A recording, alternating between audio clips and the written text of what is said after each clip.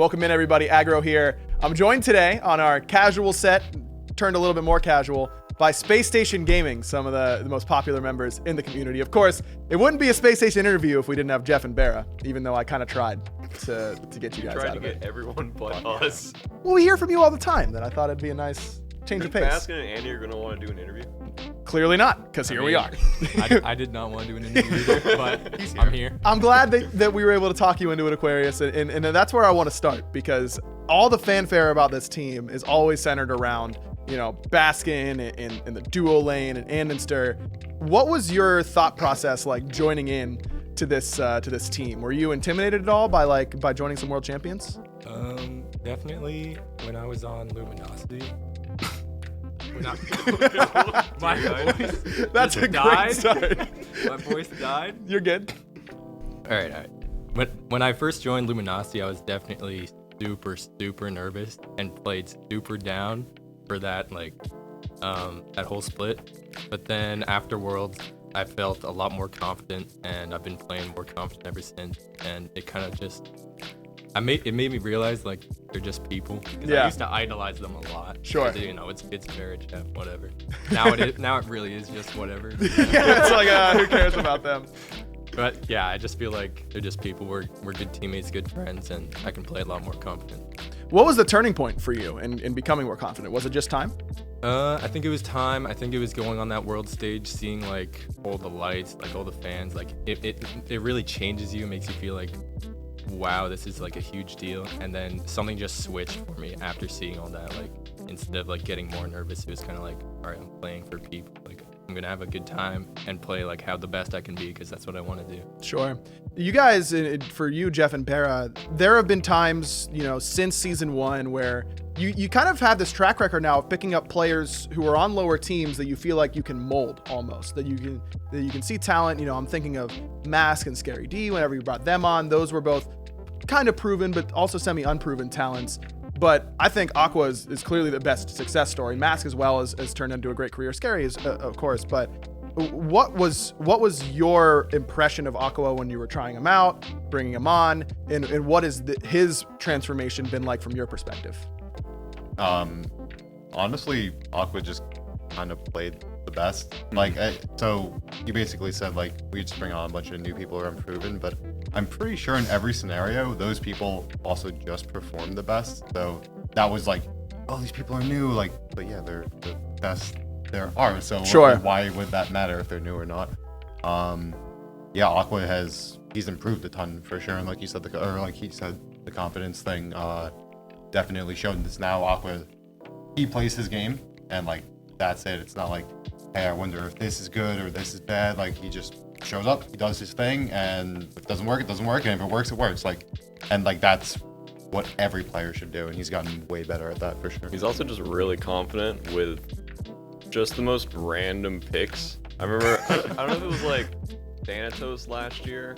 Yeah. Yep. Super regional. Yeah, you just picked it, and then you guys got a double kill in lane, and just won us the whole hyped. game. Yeah. Super hyped with that one.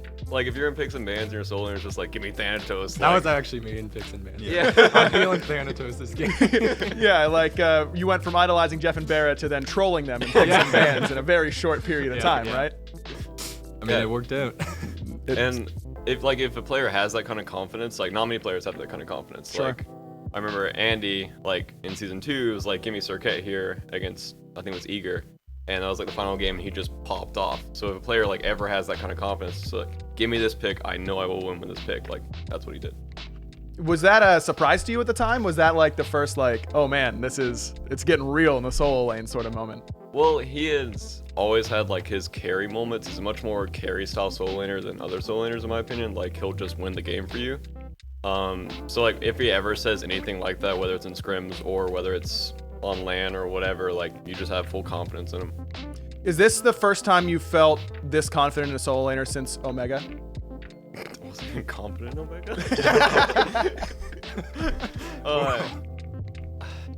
Yeah, for sure. That I includes. was trying to think back to all my solo laners, but I think Baskin and Aqua are kind of similar, because Baskin's kind of forcing that whatever Bologna Shington meta, Yeah. whatever. It was just the top picks there. It wasn't this random Thanatos. Right. But Yeah, definitely have insane confidence in Aqua. What is the transition from world champion to, I mean, fan favorites from before you guys were world champions, but you've stayed fan favorites, but you have had some disappointing splits, some disappointing lands. I'm trying to put this as nice as I can for you, Barra. Has it been difficult to not have had that same success in the last few years, or do you feel like what you guys have achieved, your underdog run is Luminosity, has that been enough to make you feel accomplished in the last few years?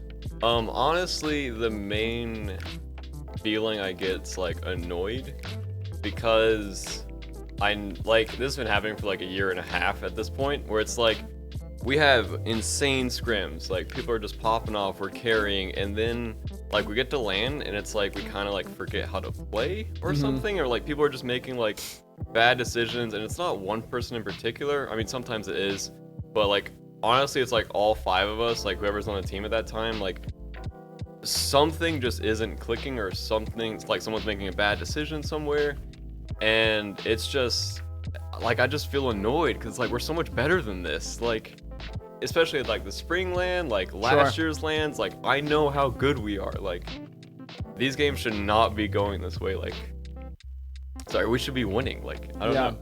Yeah, I mean, I've done enough interviews with you guys since, season 3 and on, that I know that the disappointment has been a big part of it. And that you guys, I think the big thing is that I always have to ask you, is this your best team since X year, whatever? And the answer is always yes. And I don't disagree with you during any of those times. So I can understand how disappointment would kind of be one of the primary emotions and reaction to some of the performances. But at the same time, you have, I still think, proven that you're right on the cusp. And sometimes, as you guys know, LAN isn't always all skill. There's a degree of luck involved, and in right place, right time, and some sorts of things. Is that really what it comes down to at times, Jeff? Yeah, definitely sometimes, but it's very similar to what Barra said. Like when we come to LAN, sometimes we just struggle at it, and it's not one person, it is everybody, and that's rough. But going back to the previous question, yeah, disappointment and being aggravated and annoyed is definitely a thing. And yeah, obviously from winning Worlds 1 to not winning lands and stuff like that. Sure. It's rough, but I don't think we've like performed awfully. Definitely not. No, definitely not amazing. We're not out here winning every single time, but doing solid. Just not where you want to be. You know what I mean? Because if you're playing, you're striving for number 1 every single game, every single land, every single split, right? Right. So losing comes with that aggravation and disappointment for sure. There's some sort of a curse involved in some ways with winning the first world championship, right? Because you start at the top, you're the first one to climb the summit, and then you have to watch as other people do it, and I'm sure that's a difficult feeling at times. I want to get into what it's like playing with this team, with this roster. Like you said, scrims, it's you guys seem to practice very well most of the time.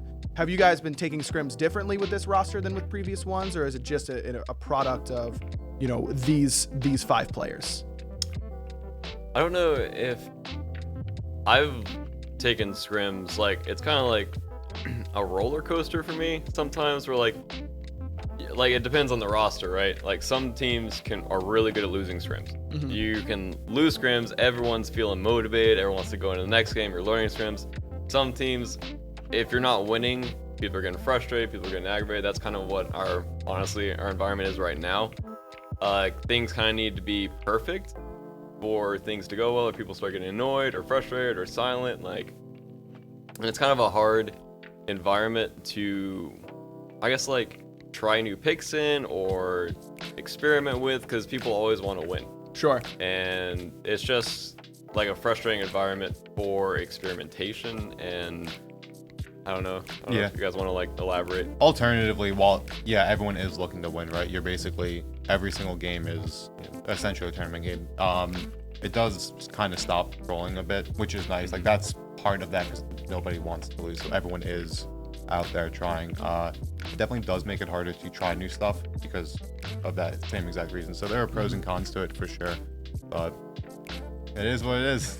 Yeah, it really is. What about for you, Aqua? Because you, before this team, were on a lot of the lower end teams, and historically, sometimes in those lower end teams, practice isn't quite as good for those teams. How different is this environment to what you were used to in the past? It's definitely way different from being on like 2 of the lower seeded teams before. Being on this team, like practice is nowhere near as good as it is now. And I don't know what you guys are talking about, not trolling. Like, I'm pretty sure I pull out random picks all the time and feed my brains. But yeah, for the most, yeah, a lot of the time, like there is less experimentation and like just super serious environment to like want to get better, which I think is good and bad. But it's definitely a huge change from being on like Flashpoint or Noble. Those were my 2 teams before, and like Sure. We practice way like just quantity and like quantity alone. Like we practice way more now than we used to when I was on those teams. For the spring split for you guys, Baskin was the storyline because he was playing so well. And not to say that he isn't playing well now, but the rest of the team seems to have also elevated their play to try and match him to a degree. And by my estimation, the summer split story is the rise of the solo lane. And Aqua, you have played so well during the summer split. Was it a concerted effort to be like, we've got to get as good as Baskin is right now to try and get up to that level? Or is just this kind of the way the meta has developed has really strengthened your play? Well, for me, I don't really look at like metas or like how I'm comparing to like other people. I've just always wanted to just like get better for myself. That's always what I've looked at. Even if we don't win or if we lose, like that stuff really doesn't matter to me. I just really want to get better as a player. So I just kind of take things as they go. And even the whole like the Chunga thing and all that stuff that's been played, that was actually Jeff accidentally picking Chunga for me at the very start of the split. Yeah, it was a complete accident. That wasn't what I asked for. No way. And he picked it by accident, and ever since then, we were like, this pick is broken. We're playing this every game. Was that an SPL game or was it a Scrim? An SPL game. Do you remember what you wanted in that game? Yeah, I'm pretty sure I asked for, was it Afro? It was Afro. Yeah, it was Afro, and he picked me Chunga. And I was like, this is going to go horribly. And then we picked it every single game after that. And that has literally dictated the entire NA map. Yes. Jeff accidentally picked the best. Jeff, you mad genius. yeah, that was mistakes. the plan. That was the plan all along, right? No, I was really upset. Like I was confident with the like. I was like, cool. Like this can still work in that spot. Like man, I felt so bad because like it was 1 second. We were deciding at like 1 second, and I clicked Chunga. Yeah. And you were like, okay, I guess we're here. I guess I'll just carry the whole season with this now, I suppose. I guess it worked. Yeah, seriously. What about for you, Bear? I mean, your play, Hunters also got better from spring to summer and just meta-wise, but was there anything that you think changed for your team from spring to summer? Started getting those red buffs. No, for real. Like, I started getting red buffs, and our whole focus was, I don't know if you guys have seen League or like watched League, but they basically funnel strat in that game. And we were funneling everything into Baskin.